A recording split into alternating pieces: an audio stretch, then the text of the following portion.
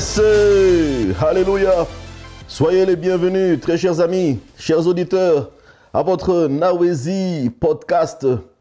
D'entrée de jeu, je vous invite à partager ce message dans vos réseaux avec vos amis, afin que toutes les personnes qui pourront écouter ce message soient richement bénies comme vous l'êtes également. Alors, ce message aujourd'hui s'adresse à toi en particulier, parce que en grandissant et dans la vie, bien des choses nous sommes arrivés et nous avons entendu toutes sortes de théories à propos de la malédiction de la terre. Alors le titre de ce message aujourd'hui, c'est « La terre n'est plus maudite ». Il y a même des artistes musiciens qui ont composé des chansons sur l'homme mangera la sueur de son front. Donc c'est devenu comme une mode de vie, comme un style de vie, comme si c'est là la volonté divine. Alors c'est des paradigmes tels que celle-là que ce message vient transformer et façonner. Je sais qu'à la fin, vous serez richement comblés et votre vision, votre façon de voir par rapport à cet aspect de la chose va complètement changer. Ce que Dieu dit devient une loi. Dans le livre de Genèse 1, le verset 3, le verset 6, le verset 9 et le verset 11, Dieu dit qu'il y ait la lumière, et il y eut la lumière. Dieu dit qu'il y eut une étendue entre les eaux pour séparer les unes des autres. Dieu dit que les eaux qui sont au-dessus du ciel se rassemblent à un seul endroit et que le sec apparaisse. Et cela se passa ainsi. Puis Dieu dit que la terre produise de la verdure, l'herbe à grains, des arbres fruitiers qui donnent du fruit selon leur espèce et qui contiennent leurs semences sur la terre. Et cela se passa ainsi. C'est pour ça que j'ai dit que ce que Dieu dit devient une loi.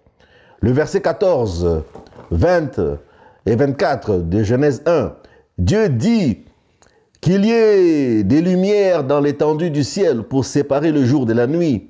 Ils serviront de signes pour marquer les époques, les jours et les années, ainsi que les luminaires dans l'étendue du ciel pour éclairer la terre.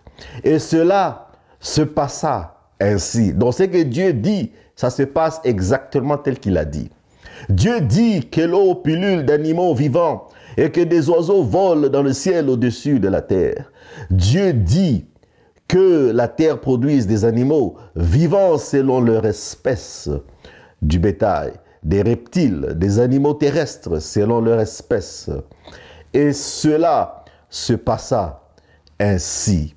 Genèse 1, 26 à 27.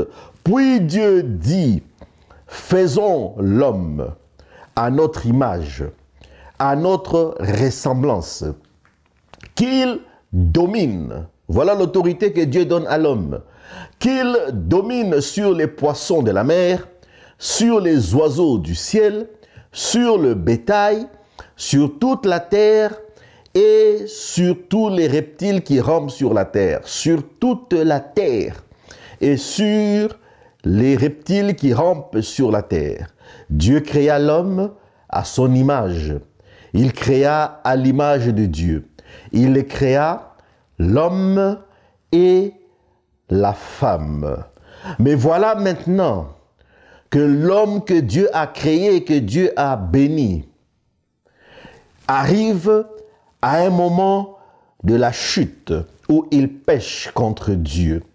Et une malédiction entre en cause. Genèse 3, le verset 17 à 18. Il, c'est Dieu, dit à l'homme, puisque tu as écouté ta femme et mangé du fruit au sujet duquel je t'avais donné cet ordre, tu n'en mangeras pas. Ah, mais voilà maintenant la prédication commence là. Tu n'en mangeras pas. Alors, une déclaration est faite par Dieu, souvenez-vous que ce que Dieu dit devient une loi. Le sol, donc la terre, est maudit. Le sol est maudit à cause de toi. Donc Dieu n'a pas maudit l'homme. Dieu a maudit le sol. Il a maudit le sol à cause de la désobéissance de l'homme. C'est avec peine que tu en tireras ta nourriture tous les jours de ta vie. C'est à cet aspect et à cette partie du verset biblique que le monde entier s'est arrêté jusqu'à aujourd'hui. Donc, il y a encore des hommes et des femmes sur la terre qui travaillent dur, qui travaillent dans la misère et dans la souffrance. Pourquoi? Parce que dans leur conscience, il a été clairement stipulé et dit que c'est avec peine que tu en tireras ta nourriture tous les jours de ta vie. C'est une malédiction, oui. Que le Seigneur a déclaré, oui. Donc c'est devenu une force de loi, oui. Il te produira des ronces, donc le sol en question va produire des ronces et des chardons, des épines, et tu mangeras l'herbe des champs. Donc le sol va te produire des épines. Souvenez-vous, dans la parabole du semeur, il y a un type de terre qui n'était pas capable de recevoir la sémence. Pourquoi? Parce que la sémence était détruite par les ronces et par les épines. Donc, la sémence ne pouvait pas s'enraciner dans la terre. C'est juste une parenthèse. Donc, la malédiction était là. Une loi nouvelle. Ah, voici la bonne nouvelle. C'est pour ça que la Bible, la parole de Dieu, elle est appelée la bonne nouvelle.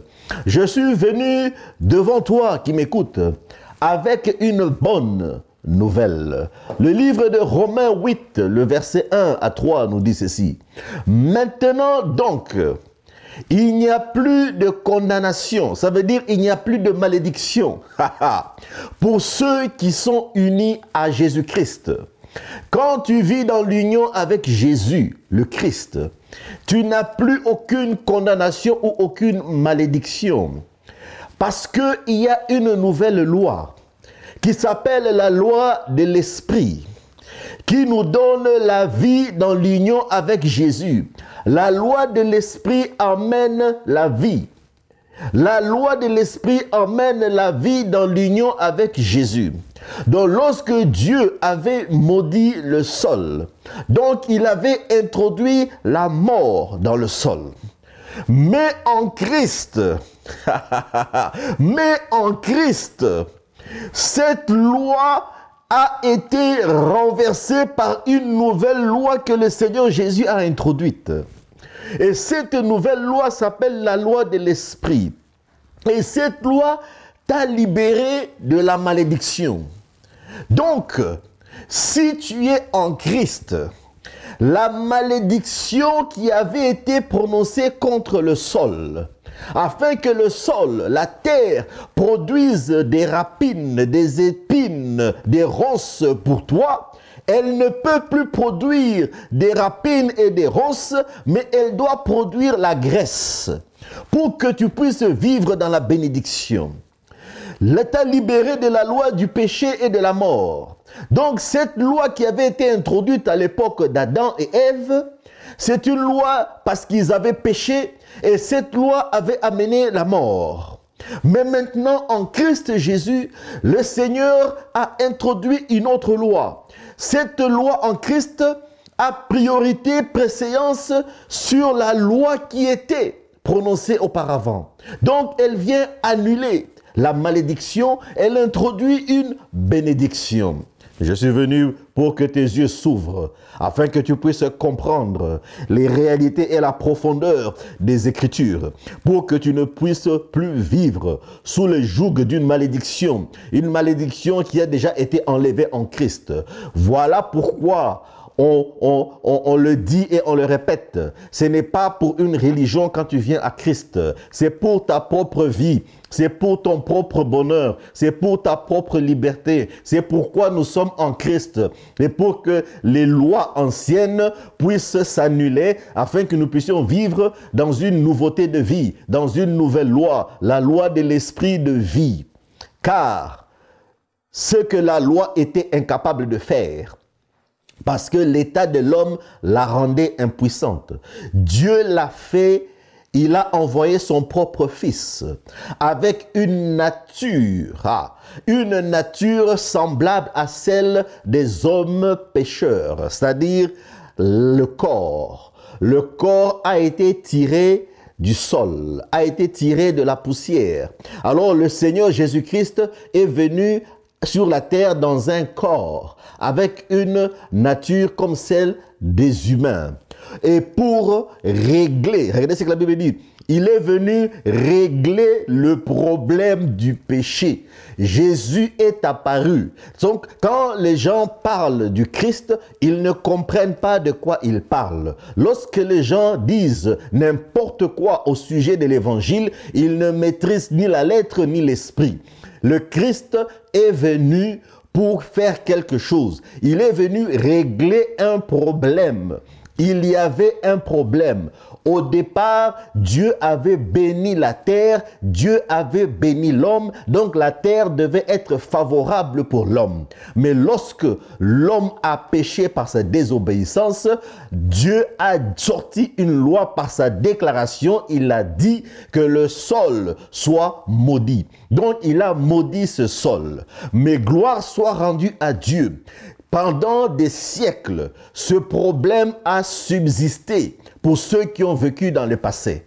Mais aujourd'hui, dans notre génération, nous sommes nés dans une génération où une nouvelle loi a été introduite en Jésus-Christ. Il est venu régler une fois pour toutes ce problème. Il a exécuté sur cet homme la sanction qu'encourt le péché. Donc, la sanction de la malédiction du sol est tombée sur le Christ Jésus. Nous allons voir cela. Accomplissement prophétique en Christ. Jean 19, 12 me dit, « Alors Pilate donna l'ordre d'emmener Jésus et de le faire fouetter. Les soldats, maintenant regardez, l'accomplissement prophétique, les choses qui sont décrites dans la Bible ou les événements bibliques ou les images bibliques, ce sont des messages prophétiques. Il faut avoir un œil spirituel, un regard spirituel, une intelligence renouvelée, un discernement divin pour comprendre ce que la profondeur de ce que ces actes veulent dire. Les soldats lui mirent, regardez, les soldats lui mirent sur la tête une couronne dressée de rameaux épineux. Donc, on a pris une couronne d'épines. On a pris une couronne d'épines. Et on a mis cette couronne d'épines sur la tête du Seigneur Jésus-Christ. Qu'est-ce que cela symbolise prophétiquement? Je vous ai dit au départ qu'après la chute, Dieu n'a pas maudit l'homme, mais Dieu a maudit le sol. L'homme vient du sol, puisque le sol devait produire des rapines, des épines, quand l'homme va travailler, afin qu'il puisse vivre un temps de labeur, de dur labeur. Maintenant, avec la loi de l'esprit de vie en Jésus, il fallait que quelqu'un vienne annuler cette malédiction pour l'homme. Alors symboliquement, les soldats ne sachant pas qu'ils étaient en train d'accomplir une délivrance pour l'humanité, Ils ont pris les mêmes épines et ils l'ont mis sur la tête du Seigneur Jésus-Christ. Donc, ils ont automatiquement pris la malédiction qui était sur la terre, ils l'ont transposée sur le Christ Jésus. Voilà pourquoi la Bible dit qu'il a pris sur lui toutes nos malédictions, il a pris toutes nos maladies, toutes nos infirmités, il a tout porté sur lui. C'est sur Jésus que le châtiment qui nous était réservé est tombé. Donc nous n'avons plus le droit dans cette dispensation, dans cette génération, de vivre un temps de dur labeur. La terre doit être favorable. La terre doit m'être favorable. La terre doit nous être favorable. Nous devons manger le meilleur du territoire où nous nous trouvons. Tu dois manger le meilleur. Tu dois vivre le meilleur. Tu dois produire le meilleur. Tu dois exceller. C'est une vérité que le diable est en train de combattre dans le monde entier afin que le peuple de Dieu vive dans l'aveuglement, que les hommes et les femmes ne comprennent pas pourquoi le Christ les a libérés. Christ nous a délivrés, Christ nous a libérés, il nous a affranchis. Nous n'avons plus le droit de vivre sous une malédiction quelconque. Il n'y a pas de malédiction en Christ parce que le châtiment, la couronne est tombée sur le Christ et ils affublèrent d'un manteau de couleur pourpre et s'avançant au-devant de lui, ils s'écriaient « Salut !» roi des Juifs, et ils lui donnèrent des gifles, ne sachant pas qu'ils sont en train d'accomplir un plan divin. Je ne sais pas à qui je me suis adressé, mais je sais que ce message parle à quelqu'un. Peut-être que ça fait des années, depuis que tu es né, tu as entendu cette phrase. Ah, l'homme mangera la sueur de son front. Et lorsque tu vis des moments difficiles, lorsque tu n'arrives pas à joindre le deux bouts du mois, lorsque des factures arrivent, lorsque les requêtes viennent des familles, des membres des familles, lorsqu'on se retrouve dans l'incapacité de venir en aide à des personnes nécessiteuses, on se dit nous sommes limités. Pourquoi? Parce que la terre a été maudite. Mais je suis venu changer ce paradigme. Le Seigneur m'a envoyé pour te dire que ce paradigme doit changer. La terre n'est pas maudite. La terre, elle est bénie. C'est ce que tu crois qui va t'arriver. Donc, il faut déclarer la vérité de la parole divine. L'esprit de vie en Jésus m'a libéré de la loi du péché et de la mort. Il n'y a plus aucune condamnation, donc aucune malédiction pour toi, pour moi qui est en Christ Jésus. Tu me diras, pasteur Christian, je veux vivre cette liberté. Oui, mon ami, c'est facile. C'est simple, c'est d'ouvrir ton cœur et de recevoir le Seigneur Jésus-Christ comme seul Seigneur et Sauveur de ta vie. Répète après moi cette prière. Seigneur Jésus, j'ai écouté ta parole. Maintenant mes yeux se sont ouverts. Je comprends qu'il n'y a plus de malédiction du sol. Alors je t'accepte dans ma vie comme le Seigneur et le sauveur de ma vie. Je reconnais qu'il y a eu échange, qu'il y a eu transfert. Toutes les rapines, toutes les épines, toutes les ronces, tu les as portées sur ton corps, sur ta tête à la croix. Maintenant, la terre doit produire pour moi de la graisse, pour ma famille de la graisse, pour mon entourage de la graisse, pour mes entreprises de la graisse. Le ciel va produire la nuée et la terre va produire de la graisse. Je vais manger le meilleur de là où je me trouve. Au nom de Jésus-Christ, je suis né dans la famille royale, scellé par le sang de Jésus. Maintenant, mon nom est inscrit dans les livres de vie par le sang de Jésus. Je suis une nouvelle créature régénérée en Jésus. Je marche désormais dans la loi de l'esprit de vie en Jésus. Soyez bénis, mes amis. Je vous aime beaucoup. C'était une exhortation pour vous fortifier que vous n'êtes plus sous la malédiction du sol. Soyez bénis et partagez.